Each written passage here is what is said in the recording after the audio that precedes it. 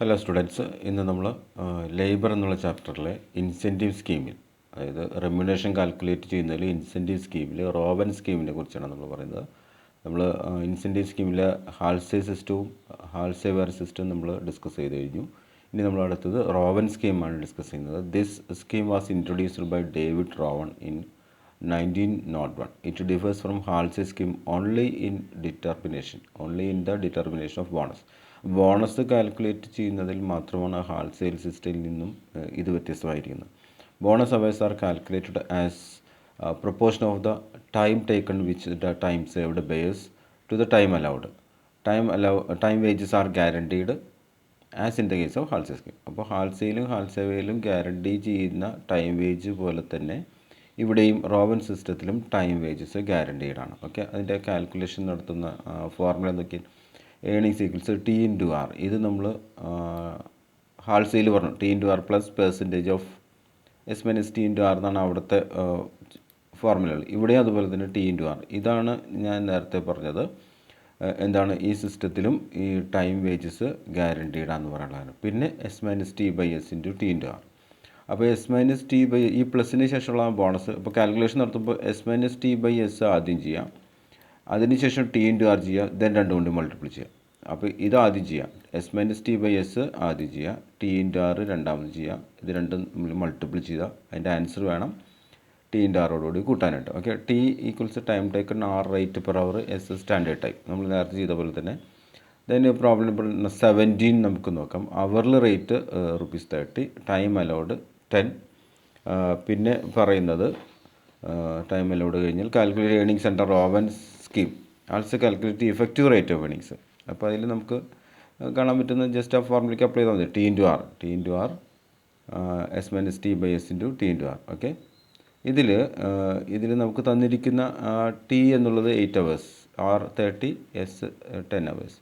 Earnings equals 8 × 30. Okay, then 10 - 8 / 10. 10 - 8 എന്ന് പറയുമ്പോൾ 2/10 കണ്ടോ.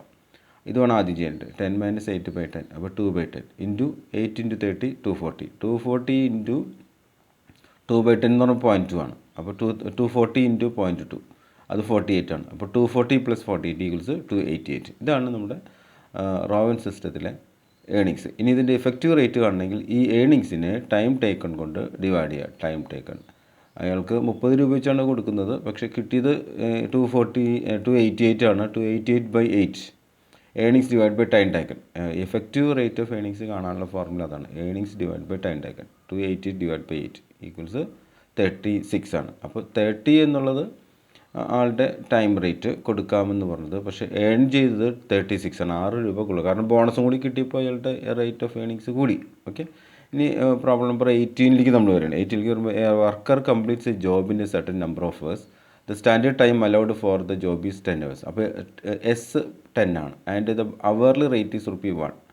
അപ്പോൾ ആറും 1 ആണ്. The worker earns a 50% rate of bonus of ₹2 under Halsey scheme. അപ്പോൾ ഹാൾസേ പ്ലാനിൽ 2 രൂപയാണ് ബോണസ് വരുന്നത്. പക്ഷേ ഇവിടെ ടൈം ടേക്കൺ തന്നിട്ടില്ല. അതാണ് ഇവിടുത്തെ ഒരു പ്രത്യേകത.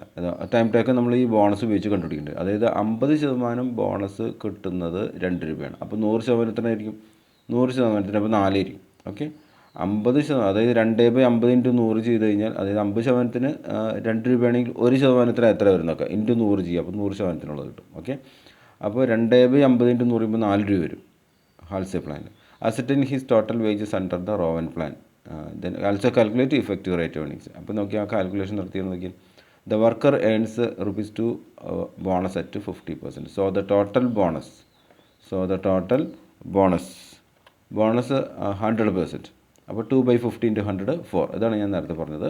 Then hourly rate of wages being ₹1. 1 രൂപയാണ് അവർലി റേറ്റ് ഓഫ് വേജസ്. അപ്പോൾ time saved should be 4 hours. അതെങ്ങനെയായിരിക്കും? That is 4 / ₹1. 4 രൂപയല്ലേ ബോണസ് 100%-ന്, 1 രൂപയല്ലേ എൻ്റെ റേറ്റ്. ഇപ്പോൾ 2 രൂപയാണെങ്കിൽ 4/2 നമ്മൾ ചെയ്യേണ്ടി വരും. അപ്പോൾ 2 മണിക്കൂറായിരിക്കും അവിടെ ടൈം സേവ് ചെയ്തിട്ടുണ്ടാവും. ഇതിപ്പോൾ 1 രൂപ ആയതുകൊണ്ട് 4/1 4 മണിക്കൂർ, 4 മണിക്കൂറാണ് അവിടെ ഇപ്പോൾ ടൈം സേവ്ഡ് വരുന്നത്. ഓക്കെ, ഈ 4 മണിക്കൂറാണ് അവിടുത്തെ ടൈം സേവ്ഡ്. അപ്പോൾ അത് ഞാൻ കളർ മാറ്റിയാൽ നമുക്കതൊന്ന് നോക്കാം. 4 മണിക്കൂറാണ് അവിടെ ടൈം സേവ്ഡ് വരുന്നത്. Time saved. ഇനി ആക്ച്വൽ ടൈം കണ്ടുപിടിക്കാം. സ്റ്റാൻഡേർഡ് ടൈം 10 ആണ്, ടൈം സേവ്ഡ് 4 ആണ്. അപ്പോൾ 10 മണിക്കൂർ 4 മണിക്കൂർ സേവ് ചെയ്തു. 10 മണിക്കൂറിൽ 4 മണിക്കൂർ സേവ് ചെയ്ത് കഴിഞ്ഞാൽ 10 - 4 6. അതാണ് ടൈം ടേക്കൺ വരുന്നത്. അപ്പോൾ time taken of this problem, അതാണ് ഇവിടെ നമുക്ക് എത്ര കിട്ടിയത്? 6. അത് നമുക്ക് തന്നിട്ടുണ്ടായില്ല, നമ്മൾ കണ്ടുപിടിച്ചു. ഓക്കെ, അത് ഏതിൽ നിന്നാണ് കണ്ടുപിടിച്ചത്? ബോണസിൽ നിന്നാണ് കണ്ടുപിടിച്ചത്. ഈ ബോണസിന് വർക്ക് 2 രൂപ, 50% 2 രൂപ ബോണസ്. അപ്പോൾ 100% 4 രൂപ. അത് കണ്ടുപിടി 2/50 × 100. ഇനി 1 രൂപ വെച്ചാണ് റേറ്റ് കൊടുക്കണം. അപ്പോൾ ടൈം സേവ്ഡ് എത്രയായിരിക്കും? ടൈം സേവ്ഡ് കണ്ടുപിടിക്കുന്നത് 4/4 റുപ്പീസ് 4/1. അപ്പോൾ 4 അവേഴ്സ് ആയിരിക്കും കണ്ടുപിടി. Standard time 10 hours, time saved 4 ഇപ്പോൾ കണ്ടുപിടിച്ചു. 10 - 4 കുറച്ച് കഴിഞ്ഞാൽ 6. അതാണ് ടൈം ടേക്കൺ.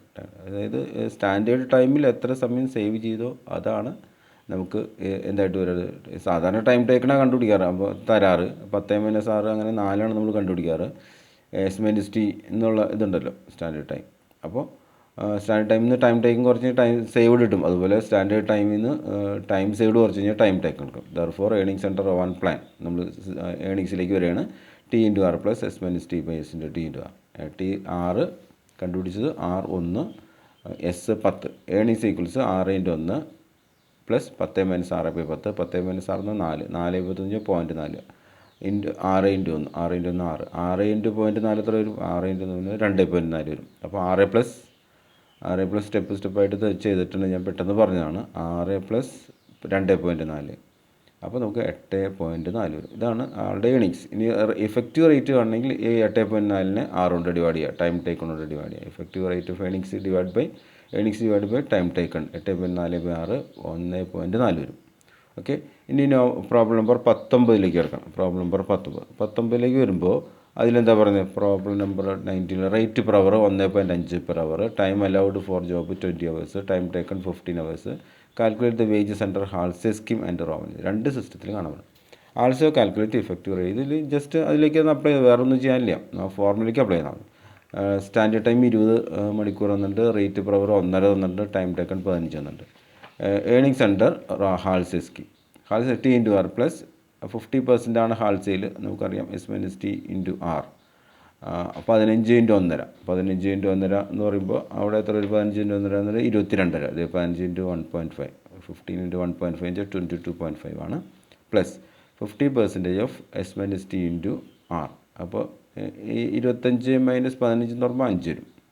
5 × 1.5 എന്ന് പറയുമ്പോൾ എത്ര വരും? 5 × 1.5 7.5 വരും. 7.5യുടെ 50%. 50% എത്ര? 3.75. 22.5 3.75 കൂടി വരുമ്പോൾ 26.25 വരുന്നു. ഓക്കെ, റോവൻ സ്കീമിൽ ഫോർമുലയിൽ വരുന്ന മാറ്റം T × R + S-T/S × T × R. അപ്പോൾ 15 × 1.5 വീണ്ടും 22.5. 20 - 15/20. 20 - 15/20 എന്ന് പറഞ്ഞാൽ 5/20 വരും. 5/20. 15 × 1.5 22.5. അപ്പോൾ 22.5യെ 5/20 കൊണ്ട് ഗുണിക്കുക. 5/20 വെച്ചാൽ 0.25 ആണ്. 5നെ 20 കൊണ്ട് ഡിവൈഡ് ചെയ്യാം.